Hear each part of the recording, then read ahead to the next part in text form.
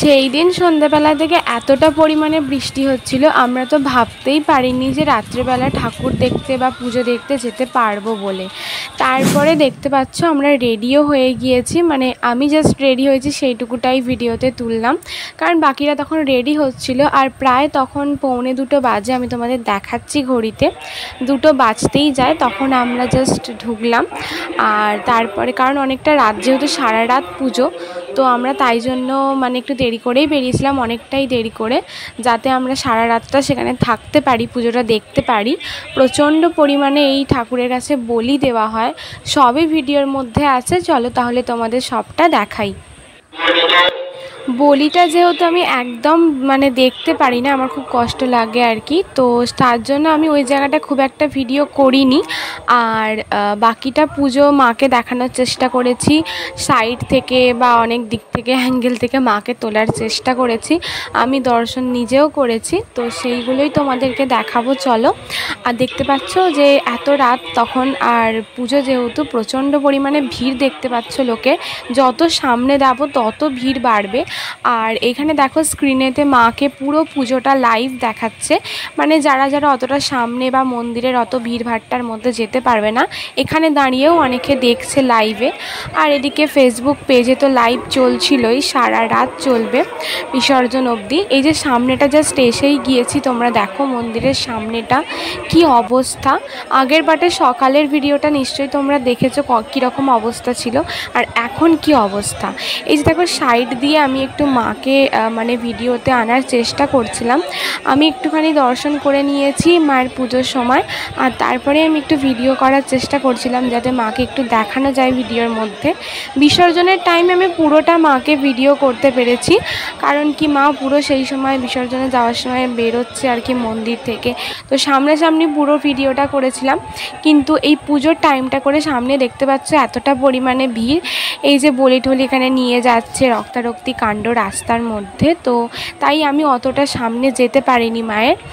আর প্রচণ্ড পরিমাণে বলি হয়েছে, আগের বছর তো শুনেছিলাম 500-র ওপর না 800-র ওপর বলি হয়েছিল, এই বছর কতটা বলি হয়েছে আমি ঠিক জানি না, তবে শুনলাম অনেকটাই বলি হয়েছে। আর যাই হোক, এই যে দেখো তোমরা প্রচণ্ড ভিড়, এদিকে ডালা পুজো চলছে, মানসিক পুজো চলছে, তারপর বলিও হচ্ছে, সমস্ত কিছু নিয়েই ভিড়ভাট্টা। আর এখান থেকেই মাকে জাস্ট একটু দেখা যাচ্ছে, পুজো হচ্ছে যে। উল্টো দিকে মায়ের মন্দিরের উল্টো দিকে গিয়ে দাঁড়ালে একদমই মাকে দেখতে পাওয়া যাবে না, তো তাই জন্যই আমরা একটু সরু গলিটা দিয়ে এই মাঠের সাইডটা এসে দাঁড়িয়েছিলাম। এখানটা দিয়ে অ্যাকচুয়ালি মেলা স্টার্ট হচ্ছে, তো ওই মাঠেই গিয়ে আমরা দাঁড়িয়েছিলাম। আর তো বৃষ্টি হয়েছে যেহেতু চারিদিকে কাদা প্যাচও করছিল, তো সবাই এখানে দাঁড়িয়ে দাঁড়িয়ে মায়ের পুজো দেখছিল, হালকা করে দেখা যাচ্ছিল, আর গরমও লাগছিল, কিন্তু তাও মাকে দেখার জন্য এখানটা এসে দাঁড়িয়েছিলাম আমরা। দেখতে পাচ্ছ আমাদের মতো অনেকেই দাঁড়িয়েছিল। তো চলো তাহলে কন্টিনিউ করা যাক ভিডিওটা।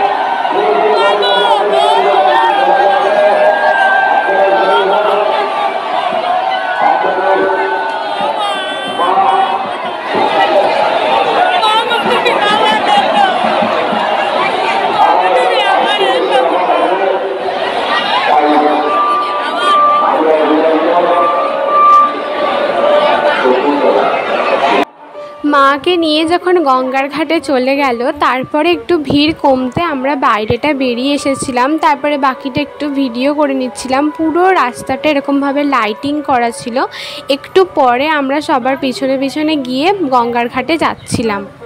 মাকে বের করতে করতে মন্দির থেকে প্রায় 5টা বেশি হয়ে গিয়েছিল।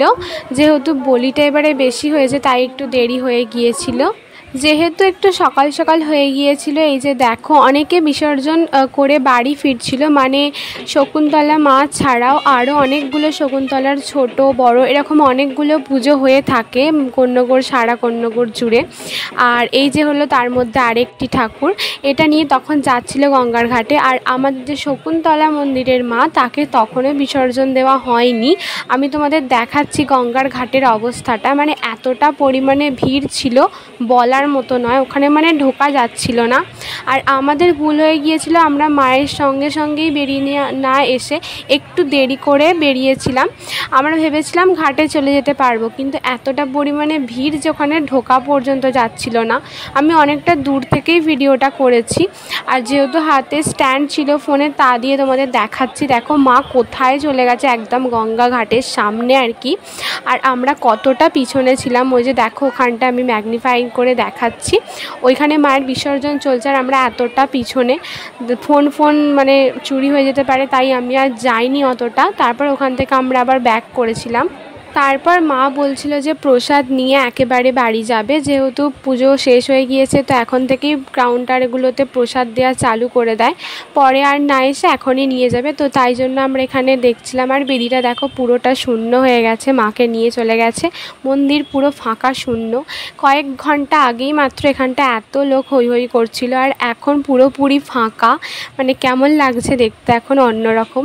আর অনেকেই হয়তো বাড়িয়ে চলে গিয়েছে, খুব কম লোকই দেখলাম প্রসাদ নিচ্ছিল তখন। অনেকে হয়তো সন্ধ্যেবেলা এসেও নেবে বা বেলার দিক করে নেবে। যাই হোক, তো আমরা ওই সকালবেলায় একদম মায়ের বিসর্জন দেখে এসেই একদম প্রসাদ নিয়ে নিচ্ছিলাম।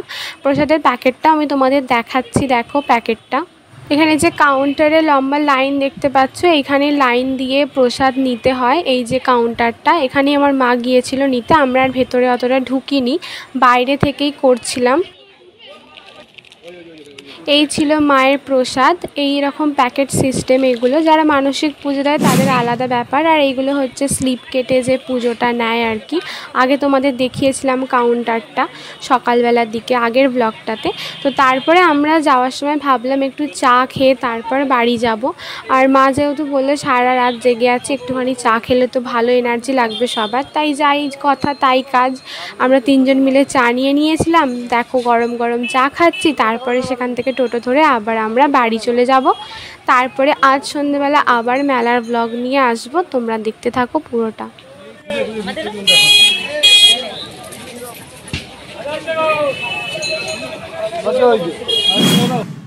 বাড়িতে এসে একটু রেস্ট করছিলাম, তখন দেখলাম সবাই আজকের কি মেনু হবে না হবে সেসব নিয়ে আলোচনা করছিল। তারপর রেস্ট নিয়ে তখন 10টা বাজে, তখন মা মাসি মামি সবাই মিলে লুচি আলুর তরকারি আর মিষ্টি করেছিল, সেইগুলোই খেয়ে নিচ্ছিলাম।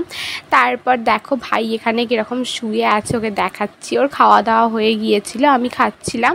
তারপর আমি স্নান করতে গিয়েছিলাম, ভালোভাবে ফ্রেশ হয়ে চান করে চলে আসলাম। এই যে দেখো আমার অবস্থা দেখে বুঝতেই পারছো।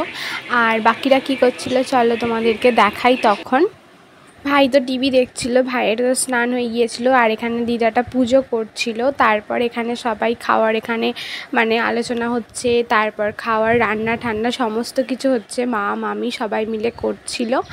আর এই যে তোমাদের দেখাচ্ছি কী রান্না বান্না হচ্ছে, কাটাকুটি চলছে। আর একবারে আমি লাঞ্চের মেনু দেখাচ্ছি, করলা ভাজা, করলা দিয়ে আলু ভাজা, ভাত আর চিকেন করা হয়েছিল। লাঞ্চ সেরে নিয়েছিলাম, লাঞ্চ সেরে আর মাঝখানে ব্লগ করা হয়নি। একদম সন্ধ্যেবেলা যখন আমরা বেরোবো তার আগে হাফ মেকআপ করে আমি ব্লগটা স্টার্ট করেছিলাম। দেখতে পাচ্ছ আমি কীরকম মানে জাস্ট মেকআপটা হাফ হয়ে যায়, আই মেকআপ হয় কিচ্ছু করা হয়নি, জাস্ট করে তারপরে রেডি হয়ে একবারে আসলাম। রেডি হয়ে গিয়েছি, এবার বাকিরা রেডি হয়ে গেলেই আমরা সবাই একসাথে মেলায় বেরিয়ে যাব। তো চলো বাকি ব্লগটা তোমরা দেখতে থাকো।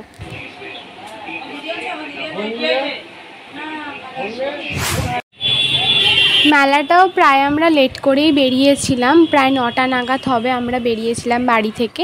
এই যে দেখো মেলায় যা যা জিনিসপত্র মোটামুটি আমি একটা তোলার চেষ্টা করেছি, মানে কি কি বিক্রি হচ্ছে বা কীরকম কী কালেকশন আছে আমি মোটামুটি একটা তোলার চেষ্টা করেছি। তোমরা দেখতে থাকো ভিডিওটা বুঝতে পারবে। খুব একটা আমি সব জায়গায় ভিডিও করিনি যেহেতু আমি কিছু সেরকম কিনিনি। আর এখানে চুড়িগুলো আমার ভীষণ পছন্দ হয়েছিল, কিন্তু দামটা এতটা পরিমাণে বাজে দাম বলছিল, নেওয়া পসিবল ছিল না। এর থেকে মানে অনলাইন সাইটে এই চুড়িগুলোরই অন্যরকম দাম, মানে আরও কম দামে আমি পেয়ে যাব, কিন্তু এখানে মেলায় ভীষণ দাম বলছিল। আর মেলার ভিতরে আমরা টুকটাক ওই ফুচকা আর পাপড়ি চাট এসব খেয়েছিলাম, আর কিছু সেরকম ভেতরে খাইনি। আর যেহেতু আমাদের বাড়িতে মানে ডিনার করার জন্য নিয়ে যেতে বলেছিল, এখানে আমরা মোগলাই নিয়ে নিচ্ছিলাম আর অনেকগুলো বিরিয়ানি নেওয়া হয়েছিল। আর আমাদের বাড়ি ঢুকতে প্রায় 12টার কাছাকাছি হয়ে গিয়েছিল। এখানে আমি একটুখানি জিলিপির ভিডিও করছিলাম, আমরা যেহেতু কেউ খাবো না তাই কিনিনি। আর জিলিপি ছাড়া তো আমরা এক কথায় মেলা বলতে জিলিপি ছাড়া একদম কিছুই বুঝি না, তো এই ভিডিওটা আমাকে মাস্ট করতেই হতো। তো মেলার ভিডিওতে জিলিপি থাকবে না এটা হয় না, তো ওটা করার পর তারপরে আমরা ওখান থেকে সোজা বাড়ি চলে এসেছিলাম। আর বাড়ি এসে এবার খাওয়া দাওয়া হবে, তার আগে আমি একটুখানি ফটো তুলছিলাম, কারণ কি যাওয়ার সময় এত তাড়াহুড়ো করছিল, একটু আমি ফটো তুলতে পারিনি, এসে একটু ফটো তুলছিলাম। আর চলো তাহলে আজকে ডিনারের মেনুটা তোমাদের দেখাই। সব কিনে নিয়ে চলে আসা হয়ে গিয়েছিল আমাদের, আর ওদিকে রেডি করছিল আর কি, দিচ্ছিল সবাইকে।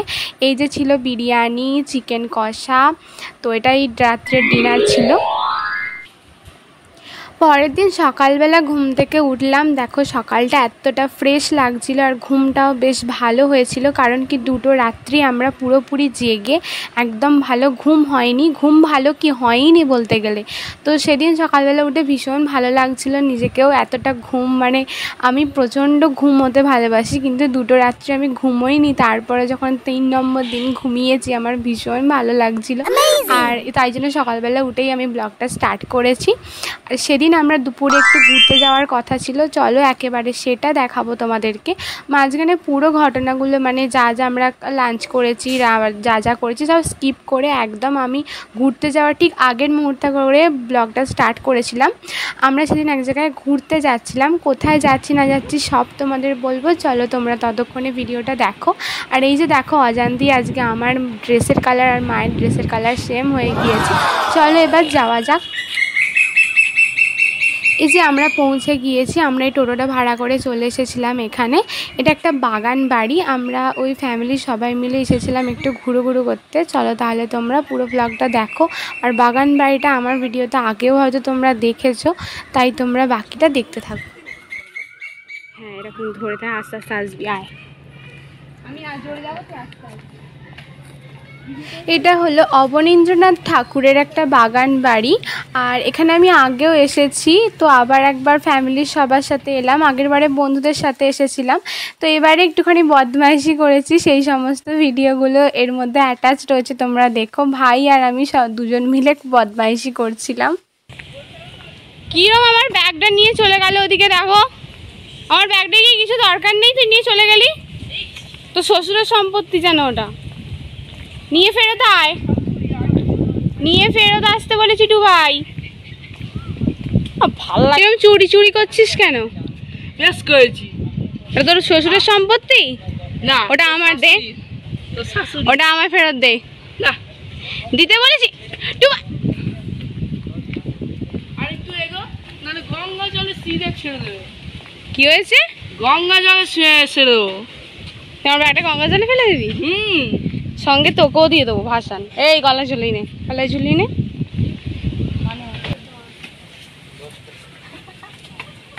আমরা এখন ঠিক যেখানে দাঁড়িয়েছিলাম বাগানবাড়ির মানে গঙ্গার সামনে, ঠিক তার উল্টো দিকেই পানিহাটি পড়ে যাচ্ছে। পানিহাটির ইস্কন মন্দিরটা আমি তোমাদের দেখাচ্ছি, দেখো একটু জুম করে, তো হালকা করে দেখা যাচ্ছে সাদা মতন, ওটা ইস্কন মন্দির পানিহাটি। আর কন্যগড়ের এর পাশেই রয়েছে বারোমন্দির ঘাট, বারোমন্দির ঘাটটা ঠিক তার উল্টো দিকেই রয়েছে পানিহাটির বারোমন্দির ঘাট। পুরো সেম দেখতে দুটো মন্দির নাকি বলে, আমি যাইনি কোনোদিনও পানিহাটির ওই বারোমন্দির ঘাটটা, আমি কন্যগড়টাই গিয়েছি, বলে সেম নাকি দুটো দেখতে। আর ঠিক যেটা তার অপোজিটেই রয়েছে গঙ্গার এপার ওপারে রবীন্দ্রনাথের বাবা দাদু, বাবাও নয় এরা তাহলে এই রবীন্দ্রনাথের বাবাকে বলে দাও বলো দেবেন্দ্রনাথ। তাহলে তুই অবনীন্দ্রনাথ বলছিস কেন? অবনীন্দ্রনাথ কে তাহলে? অবনীন্দ্রনাথ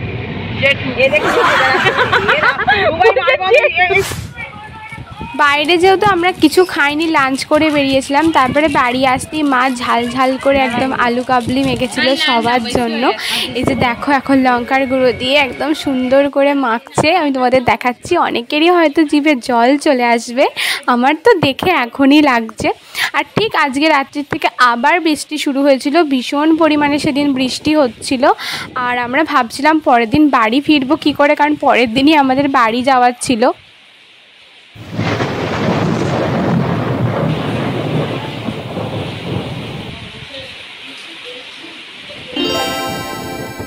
তারপর আমরা পরের দিন রীতিমতো ক্যাব বুক করে আবার বাড়ির জন্য রওনা দিয়ে দিয়েছিলাম। তো সবাইকে আজকের ব্লগটার জন্য বাই বাই।